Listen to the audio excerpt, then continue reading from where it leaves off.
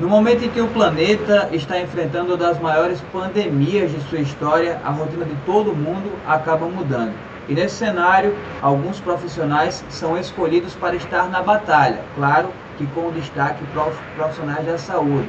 Só que outros profissionais também estão aí na luta, na batalha, fazendo muito bem a sua função, que é considerada essencial. Entre esses profissionais estão aqueles que trabalham na imprensa. Só que num país tão dividido como é o nosso atualmente, tem aqueles que criticam e aqueles que elogiam o trabalho da imprensa neste momento. Então, para fazer uma análise sobre como a imprensa tem agido diante desse cenário que a gente está vivendo, eu convidei hoje aqui para o bate-papo no nosso canal o professor Esdras Marquesan, que é da Universidade do Estado do Rio Grande do Norte, para nos falar sobre o que ele pensa, sobre como é que ele avalia esse trabalho que tem sido feito pelos jornalistas. Esdras, em primeiro lugar, quero te agradecer aqui por participar desse bate-papo no nosso canal. Eu que agradeço, Vanderlei. É sempre bom participar de momentos como esse aqui para falar sobre jornalismo, sobre a importância do jornalismo para a sociedade. E Esdras, eu queria começar justamente fazendo uma pergunta para você, porque eu vi que você ao longo da semana conversou com vários profissionais da imprensa, inclusive o Marcelo Canelas do Fantástico, da Rede Globo, falando justamente sobre o papel da imprensa, o papel que a imprensa tem desempenhado atualmente nesse cenário tão difícil que a gente está enfrentando. Eu queria saber de você, como é que você avalia o trabalho que a imprensa tem feito? Bem, como você bem falou, na semana passada nós realizamos como uma ação do Laboratório de Narrativa Hipermídia, o Hiperlab, que é um projeto de extensão do curso de jornalismo da UERN, realizamos essa semana de conversas e debates com jornalistas sobre o papel do jornalismo nessa cobertura, né? Então entrevistamos Rafael Duarte, da agência Saiba Mais, Beatriz Jucá, do El País Brasil, o Raul Santiago, que é um ativista em direitos humanos, que atua nas comunidades cariocas, nas favelas cariocas, né? Conversamos também com Marcelo Trezel, presidente da Associação Brasileira de Jornalismo Investigativo, Saulo Vale, que é repórter de rádio e de TV em Mossoró, William Robson, que é pesquisador e professor universitário, jornalista também, e fechamos com o Marcelo Canelas. E em todas as falas, uma coisa é em comum, a percepção do quanto o jornalismo é essencial para a sociedade, né? Nesse momento em que todo mundo está tenso, as pessoas com medo, sem saber como será o futuro, é através do jornalismo que as pessoas vão buscar informação, ou aquela informação que eles têm ainda mais confiança, né? Inclusive uma pesquisa recente mostrou que a imprensa ainda é uma das entidades que goza de uma credibilidade junto ao público, né? É claro que nós temos uma onda de produção de fake news, não só no Brasil, mas em várias partes do mundo, mas nesse momento vemos a prova do quanto o jornalismo se diferencia disso. O jornalismo é aquele ofício, né, em que os repórteres vão a campo, vão entrevistar as pessoas, vão questionar, vão atrás dos dados e trazem uma informação para o público, uma informação apurada, detalhada, esmiuçada, como a gente fala, para que a sociedade fique bem informada sobre aquilo.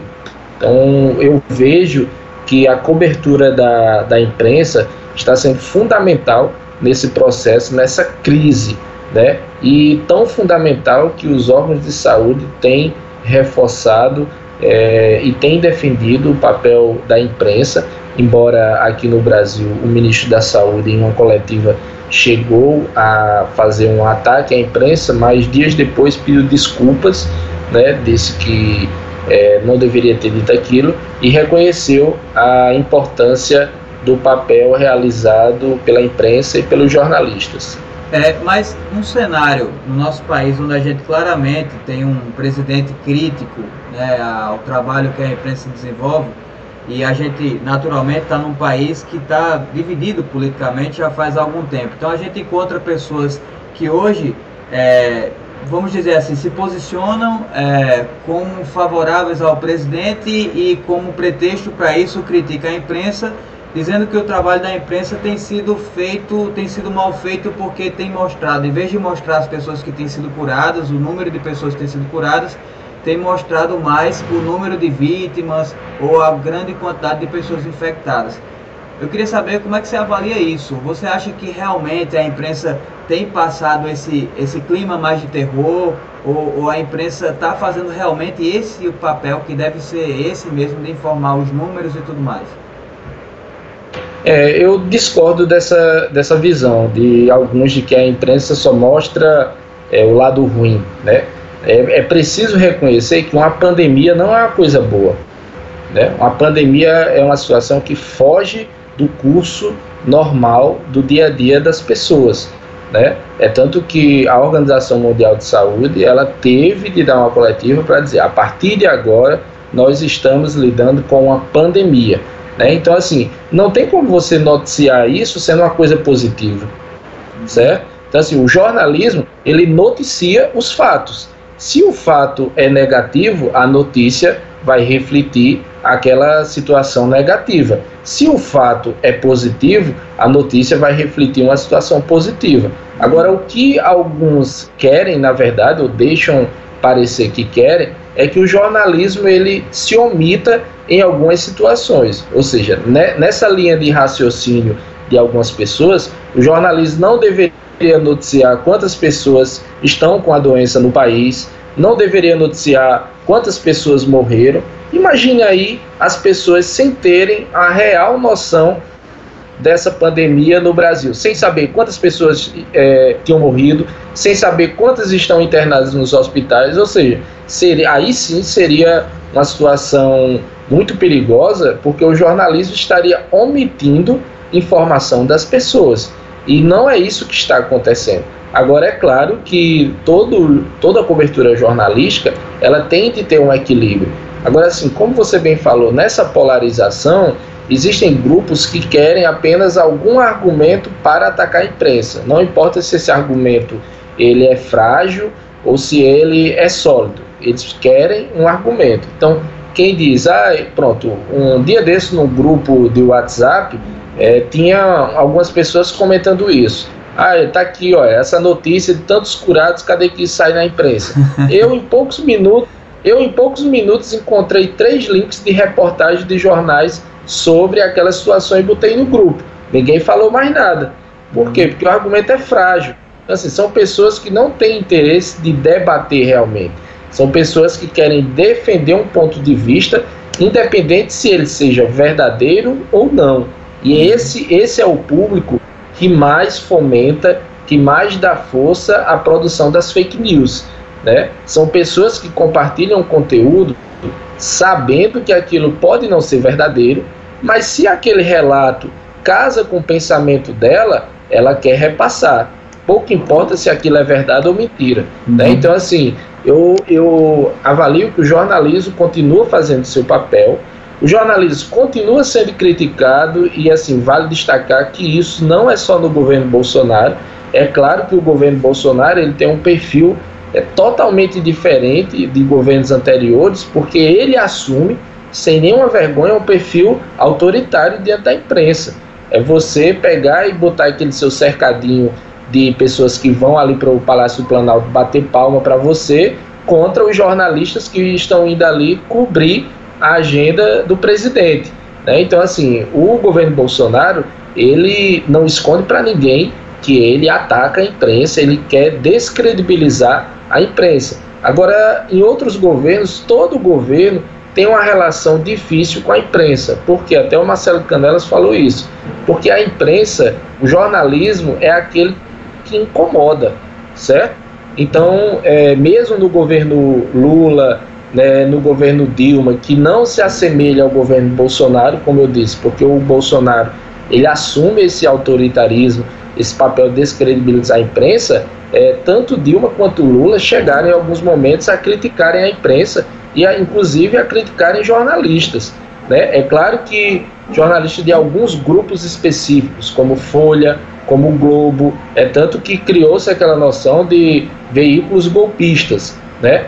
Então, ninguém deve esquecer também o episódio do jornalista americano que fez um artigo, né, um artigo opinativo sobre o presidente Lula, e aquilo gerou um incômodo, inclusive, levantando a possibilidade do jornalista sair do Brasil e voltar para os Estados Unidos.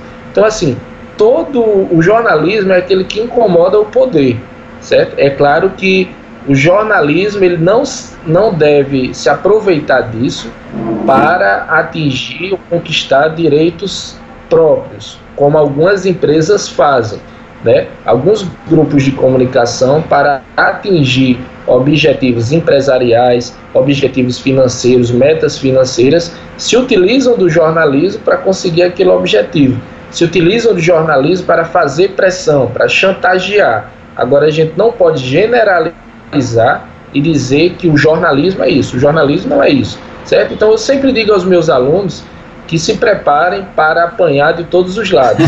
É verdade.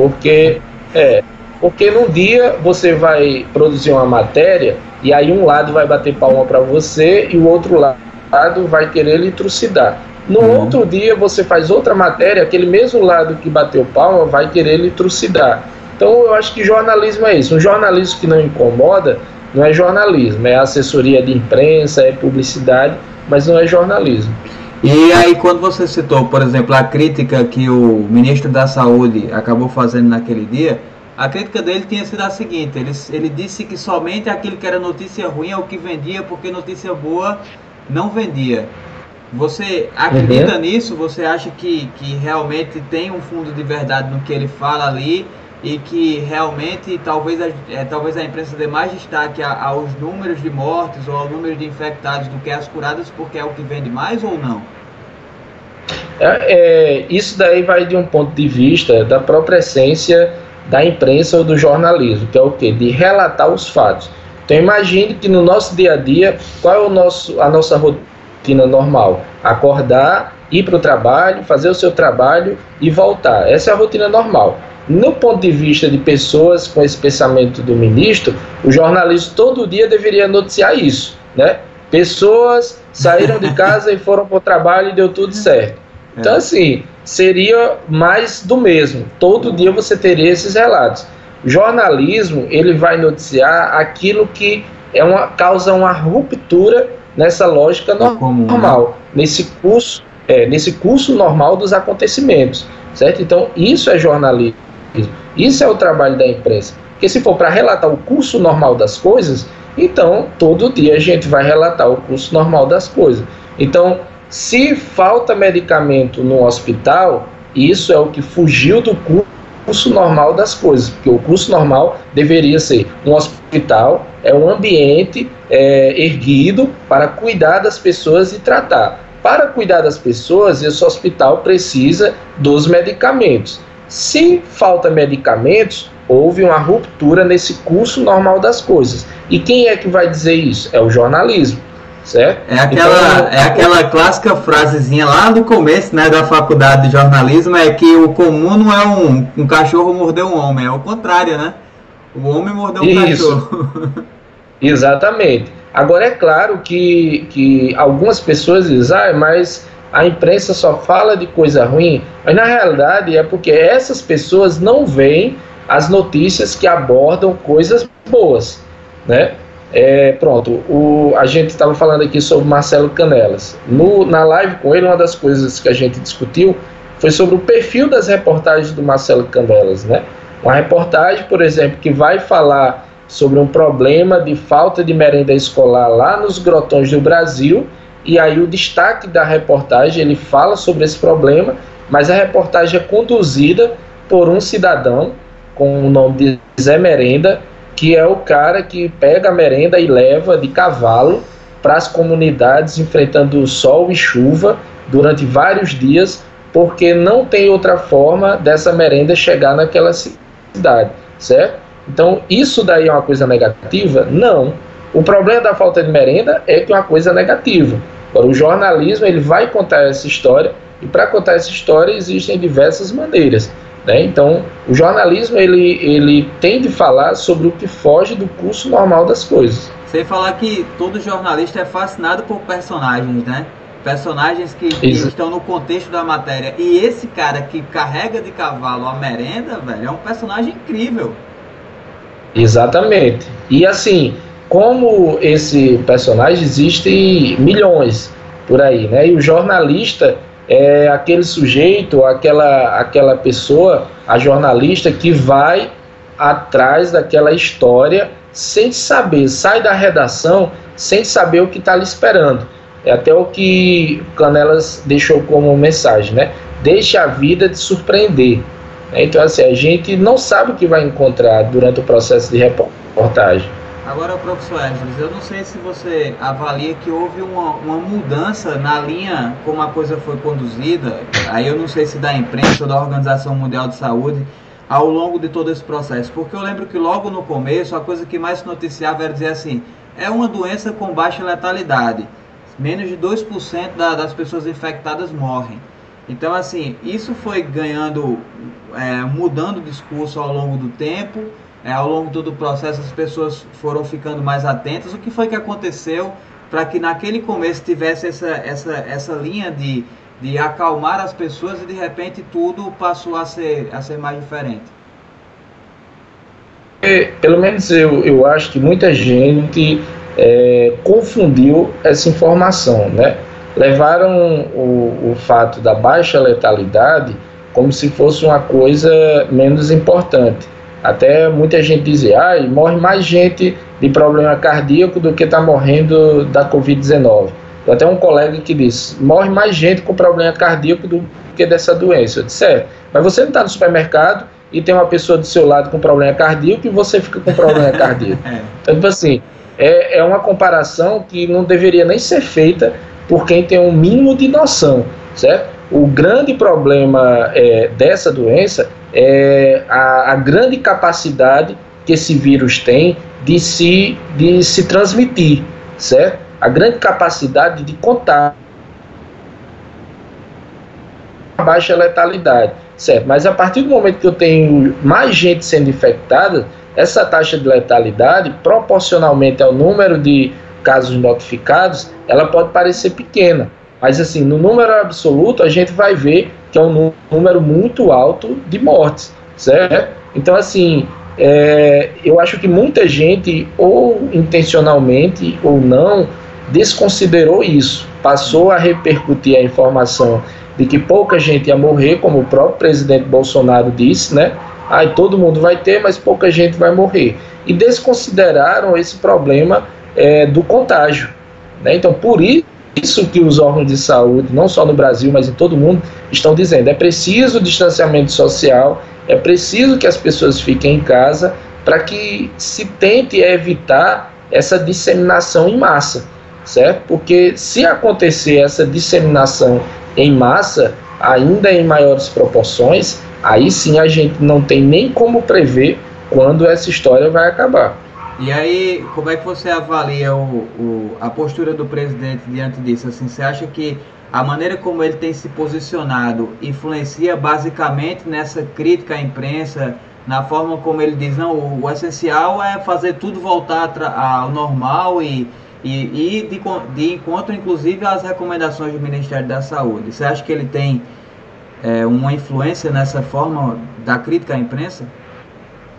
Tem, porque o presidente da República é uma referência no país, né? Independente de quem seja ele, mas o cargo de presidente da República é o que? É o chefe de Estado, é o chefe da nação. Então, assim, o que o presidente ou a presidente diz, muitas pessoas vão levar em consideração. Por quê? É aquela pessoa que, em tese, está guiando o país. O que acontece no governo Bolsonaro é que o presidente Bolsonaro ele não tem conduzido o país nessa questão, né? Ele tem conduzido um processo de pilhéria, de brincadeira, né? O Ministério da Saúde tem atuado de uma maneira diferente, por isso que tem havido um choque entre ministro da Saúde e presidente da República, agora simplesmente porque o presidente da República decidiu discordar da atuação do Ministério da Saúde, que está seguindo as orientações de todos os órgãos de saúde pública do mundo. Está seguindo o que está sendo colocado em prática em diversos países do mundo, na maioria dos países do mundo. Então, o presidente Bolsonaro, ele não consegue conduzir, ele não consegue liderar o país nesse momento. Tanto que em outros países, a gente vê os presidentes, os chefes de Estado, indo para a coletiva e conduzindo e dizendo: a partir de agora vamos fazer isso, a partir de agora vamos tomar essa medida. E o presidente da República no Brasil, não. Ele vai para uma cadeia nacional, mas ele não diz, não conduz as medidas, né? Ele diz que o governo está investindo tanto, com o Ministério da Saúde, mas ao final ele joga uma dúvida sobre a nação, sobre se deve usar a cloroquina, não, se deve voltar ao trabalho. Então, assim, as pessoas ficam sem referência. E isso é o que é perigoso. E outra coisa que deve ser percebida é quando o presidente diz que é preciso salvar os empregos, concordo plenamente. Eu acho que ninguém discorda dessa frase do presidente da República.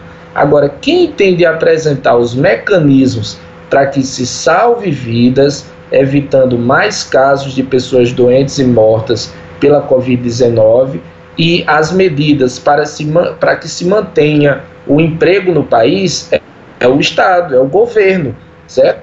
Não é jogar para a plateia e dizer: vocês escolhem, ou seguem as orientações do Ministério da Saúde, ou segue a do Ministério da Economia. Não existe isso, certo? É o governo quem tem de prever mecanismos para que o país possa passar por isso, garantindo a vida das pessoas e garantindo renda para aquelas pessoas que vão ficar sem renda, e garantindo que os danos sejam os mínimos possíveis na questão da geração de emprego e renda. Da forma que o presidente fala hoje, parece que ele joga para a plateia para que a gente decida: olha, se vocês não voltarem para o trabalho, vai todo mundo morrer de fome. Isso não é um papel de um chefe de Estado, certo? Então, assim, falta ao presidente assumir essa liderança. Agora, ao meu ver, falta essa capacidade de interpretar os fatos e a situação como ela acontece, e não como seus auxiliares ou seus filhos dizem nas redes sociais, como se fosse uma brincadeira. É um cenário conturbado, mas que eu acho que a gente vai, a partir dele, aprender muitas coisas, como, por exemplo, a importância que tem o SUS, né? Para muita gente que defende, por exemplo, o Estado mínimo, acaba vendo a importância de um Estado forte ter, por exemplo, um sistema único de saúde que garante a saúde para a população, né? Exato. É aquela velha história, Vanderlei, de, por exemplo, o cachorro que está com carrapato, você vai fazer o quê? Você vai sacrificar o cachorro? Não, você vai tirar o carrapato, né? E aí, o discurso da antipolítica, ele cresceu alimentando essa generalização, né?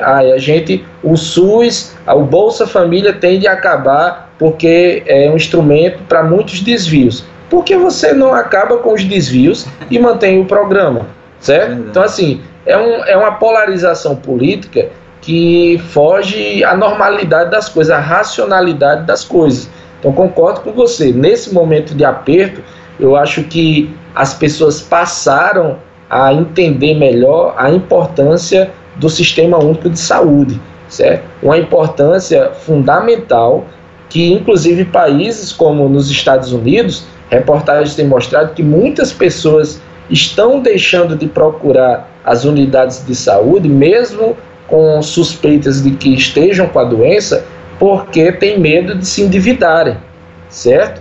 O que aqui no Brasil, querendo ou não, com todas as deficiências, o fato de você estar doente e ter uma ambulância na porta da sua casa para levar para a unidade e esse transporte ele ser gratuito, esse atendimento do SAMU ele ser gratuito, você chegar numa unidade de pronto atendimento, ser atendido e ser gratuito, você ir para um hospital referenciado e ser gratuito, mesmo com todos os problemas, imagine, faça o papel inverso. imagine que todo esse caminho você tivesse de fazer pagando do seu bolso. Quantas pessoas não morreriam no Brasil, certo? Então é importante nesse momento defender o SUS, certo? O SUS é um patrimônio nosso, é um patrimônio do povo brasileiro, não é um patrimônio de governo A ou B, é um patrimônio do povo brasileiro.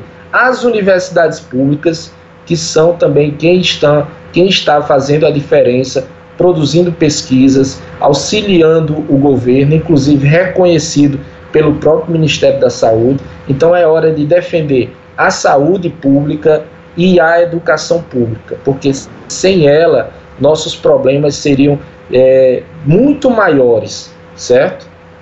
E nesse cenário os jornalistas são fundamentais, né?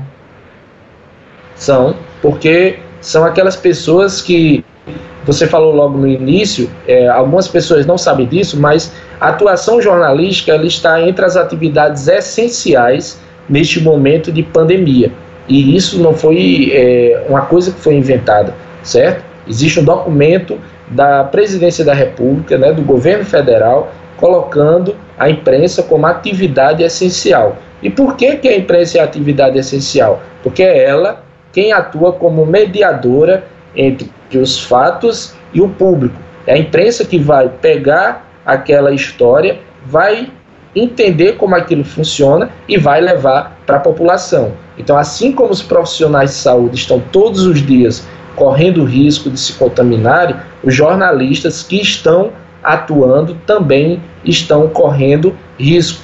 Ontem mesmo eu vi uma matéria de um jornalista do SBT que infelizmente faleceu, né? Era da equipe do SBT e faleceu. Já teve outros casos de jornalistas que chegaram numa situação muito grave, né? Mas graças a Deus conseguiram passar por isso. Então assim, pensem que para você receber essa informação trabalhada, uma informação que você entenda o que está acontecendo, muitas pessoas estão se arriscando para fazer esse trabalho para você. Então, por isso é necessário, é importante a defesa do jornalismo. E aí você discordando, concordando, ninguém está dizendo que é para você concordar com tudo que a imprensa coloca, que o jornalista coloca, mas assim, o respeito, ele deve existir. Eu lembro, por exemplo, eu sou contemporâneo de Esdras, de trabalho lá em Campina Grande. As pessoas não têm noção do que é a rotina do jornalista no seu dia a dia. Eu lembro de um momento que a gente estava, por exemplo, cobrindo uma rebelião lá no Serrotão em Campina Grande, você pelo Jornal da Paraíba, eu pela TV Itararé, e tipo, a gente passar horas ali no sol, ali esperando informação, e às vezes as pessoas nem levam isso em consideração, não sabem o sofrimento que é desses profissionais que estão na rotina e que eu admiro muito, assim, que mando meus parabéns para todos os profissionais que estão aí na rotina, né? Exato. E, basta você pensar, quando você vê uma reportagem na televisão ou que você lê uma matéria no jornal ou no portal e você acha como é que conseguiram essa informação, imagine que teve gente que se arriscou, teve gente que foi lá, como o Vanderlei colocou, foi lá dentro do presídio, se arriscando, mas não é porque quer, porque é uma das atribuições da nossa profissão.